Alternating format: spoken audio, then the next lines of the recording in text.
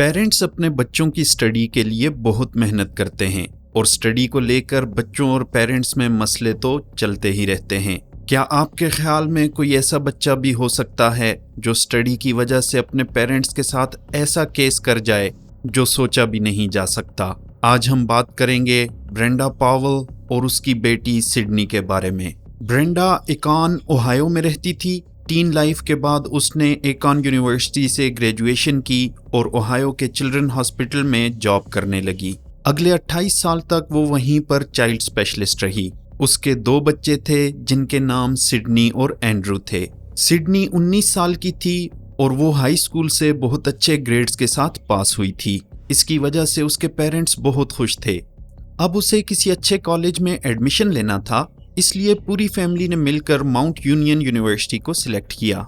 University campus घर से सिर्फ आधे घंटे की दूरी पर था, इसलिए हॉलीडेज के दौरान आना जाना भी इजी हो जाता था। सिडनी को प्रेसिडेंशियल स्कॉलरशिप भी मिली थी, जिसकी वजह से उसके पेरेंट्स पर कोई ट्यूशन फी का प्रेशर नहीं था। उसने फाल 2018 में माउंट यूनियन यूनिवर्सिटी का एक कॉलेज ज्वाइन कर लिया। सिडनी छुट्टियों में घर पर भी आती थी और वो हर रोज ब्रेंडा से बात भी करती थी। दोनों मदर डॉटर का बहुत क्लोज रिलेशन था, जैसे कि वो एक दूसरे की बेस्ट फ्रेंड्स हों। पूरी फैमिली 360 ऐप का यूज करती थी, जो कि उनकी लोकेशन ट्रैक करती थी। जब भी उनमें से कोई घर में एंटर होता तो बाकी फैमिली मेंबर्स को उसका नोटिफिकेशन चला जाता। सिडनी का स्टडी ट्रैक रिकॉर्ड काफी अच्छा था और उसने खुद से स्कॉलरशिप भी ली थी, इसलिए उसके पेरेंट्स ना तो उससे स्टडी के बारे में बात करते थे और ना ही उसका पोर्टल चेक करते थे। सिडनी खुद भी अपने पेरेंट्स से अपनी स्टडी के बारे में बात नहीं किया करती थी। 2019 समर हॉलीडेज में जब सिडनी घर आई तब भी उसने कॉलेज के बारे में कोई बात नहीं की। इन हॉलीडेज में उसने लोकल बेसबॉल टीम को ज्वाइन किया और जब उसकी छुट्टियां खत्म हो गईं तो वो दोबारा कैंपस चली गई। दिसंबर 2019 के फॉल सेमेस्टर में सिडनी 4 में से 3 क्लासेस में फेल हो गई, जिसकी वजह से उसे कॉलेज से निकाल दिया गया। इसके फौरन बाद वो न्यू ईयर स्पेंड करने के लिए अपने घर आई। इस दौरान उसका बिहेवियर बिल्कुल नॉर्मल था और उसने पेरेंट्स को ये नहीं बताया कि उसे कॉलेज से निकाल दिया गया है। फैमिली के साथ न्यू ईयर स्पेंड करने के बाद सिडनी दोबारा माउंट यूनियन कॉलेज वापस चली गई। उसके वापस जाने के बाद उसका स्टूडेंट कार्ड भी ब्लॉक कर दिया गया था। कार्ड ब्लॉकेज की वजह से वो कैंपस की किसी भी चीज को यूज नहीं कर सकती थी। साथ ही साथ उसे अब डॉर्म रूम में रहने की इजाजत भी नहीं थी। उसने अपनी फ्रेंड लॉरेन को कहा कि वो कुछ दिनों के लिए किसी काम से जा रही है। लॉरेन उसकी बेस्ट फ्रेंड थी, जो कि हाई स्कूल में भी उसके साथ पढ़ा करती थी। इसके बाद कॉलेज एडमिनिस्ट्रेशन ने सिडनी को बुलाया और उसका सस्पेंशन लेटर उसे रिटन फॉर्म में दे दिया गया। जब उससे पूछा गया कि उसने अपने पेरेंट्स को इसके बारे में बताया है तो उसका जवाब था कि वो सब कुछ जानते हैं। एक अच्छा सक्सेस रिकॉर्ड होने के बाद सिडनी किसी को ये नहीं बताना चाहती थी कि उसे कॉलेज से निकाल दिया गया है, इसलिए वो होटल शिफ्ट हो गई और अपनी फ्रेंड और पेरेंट्स के सामने ये प्रिटेंड करने लगी कि वो कॉलेज जाती है। 25 फरवरी 2020 को ब्रेंडा ने अपनी बेटी से मैसेज पर यह कहा कि उसे ऐसा लगता है कि वो उन्हें बेवकूफ़ बना रही है। साथ में उसने सिडनी को यह भी बताया कि उसने अपने ग्रेड्स और स्कॉलरशिप मेंटेन रखनी है। इस पर सिडनी ने उसे जवाब दिया कि उसके ग्रेड्स बहुत अच्छे हैं और उसे परेशान होने की ज़रूरत नहीं है। कुछ दिनों बाद जब उसके फादर स्टीव ने कुछ बिल्स पे करने के लिए उसका पोर्टल खोला तो उसे एक्सेस नहीं मिल रही थी। सिडनी को जो स्कॉलरशिप मिलती थी उसमें थोड़े से पैसे स्टीव भी पे करता था, इसकी वजह से ही वो पोर्टल ओपन कर रहा था।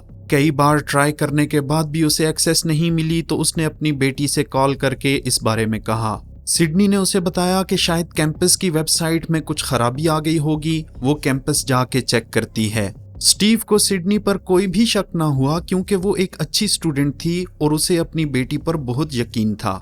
3 मार्च 2020 को माउंट यूनियन से स्टीव को एक कॉल आती है जिसमें बताया जाता है कि सिडनी कॉलेज में एनरोल्ड नहीं है।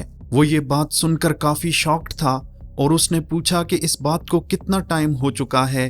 कॉलेज एडमिनिस्ट्रेटर ने जवाब दिया कि वो ये सब कुछ सिडनी से पूछ सकता है।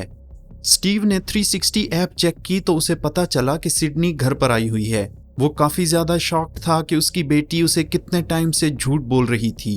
वो अपनी जॉब छोड़कर घर की तरफ निकल गया। वो अपना फोन काम पर ही छोड़कर गया था ताकि जब वो घर में एंटर हो तो उसकी बेटी को नोटिफिकेशन ना आए। स्टीव जब 11:30 के अराउंड घर पहुंचा तो सिडनी घर पर अकेली थी। उसने बताया कि वो कुछ क्लासेस अभी भी अटेंड कर रही है और वो अभी भी कॉलेज जाती है। वो बहुत डरी हुई लग रही थी और उसे अपने इमोशंस पर भी कोई काबू नहीं था। स्टीव ने ब्रेंडा को कॉल करके उसे घर बुलाया ताकि वो उनकी बेटी से बात कर सके। ब्रेंडा सिचुएशन को हैंडल करना जानती थी क्योंकि वो कैंसर पेशेंट्स के साथ काम करती थी और उनकी इमोशनल स्टेट हर रोज हैंडल करती थी। ब्रेंडा भी अपनी जॉब छोड़कर अपनी बेटी से बात करने के लिए निकल गई। उसने माउंट यूनियन के एडमिनिस्ट्रेटर्स को मैसेज भी किया कि वो सिडनी की सिचुएशन के बारे में बात करना चाहती है। स्टीव के जाने के थोड़ी देर बाद वो घर पहुंच गई। उसके मैसेज के जवाब में कॉलेज एडमिनिस्ट्रेटर्स ने ब्रेंडा को कॉल लगाई ताकि सिडनी का मैटर डिस्कस कर सकें।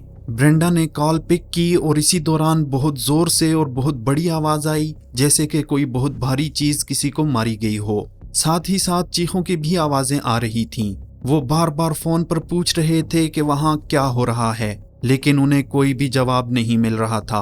आवाजों से ऐसा लग रहा था जैसे कोई किसी दूसरे को बहुत बुरी तरह मार रहा हो। कुछ देर बाद कॉल कट गई।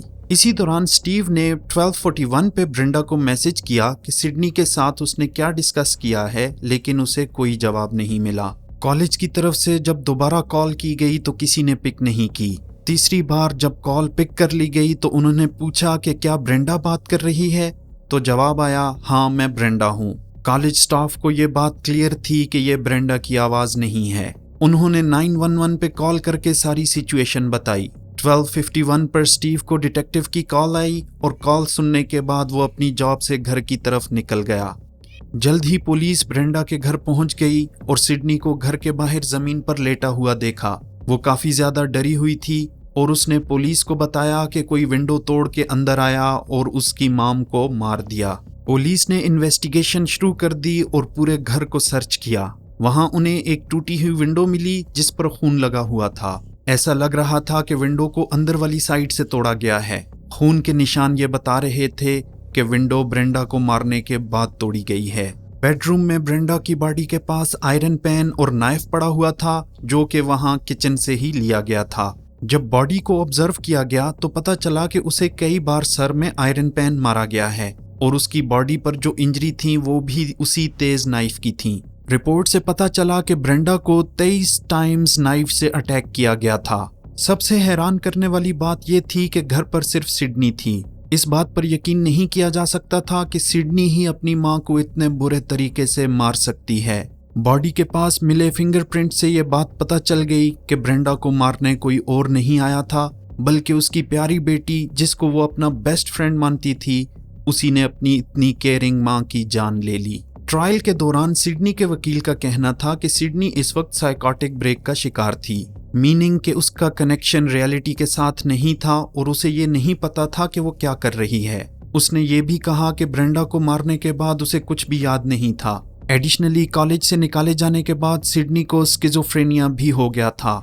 सिडनी ने बताया कि लास्ट टाइम वो ब्रेंडा के साथ काउच पर बैठी हुई थी और उसकी माँ उसे समझा रही थी। इसी दौरान ब्रेंडा उठकर बेसमेंट में चली गई। इसके बाद सिडनी को जब होश आया तो वो हॉस्पिटल में थी। जब एक्सपर्ट्स ने सिडनी को डायग्नोज किया तो उन्हें पता चला कि सिडनी को सिर्फ एंजाइटी डिसऑर्डर है और वो अपनी सजा से नहीं बच सकती। इसके साथ साथ उन्हें यह भी पता चला कि कुछ दिन पहले सिडनी ने गूगल किया था कि किसी को कैसे मारा जा सकता है और खून निकलने में कितना देर लगता है। इसका मतलब था कि ये एक प्री प्लान्ड मर्डर था।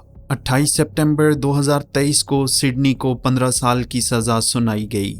अगर आप जज होते और ये केस आपके सामने आता तो आप सिडनी को क्या सजा देते?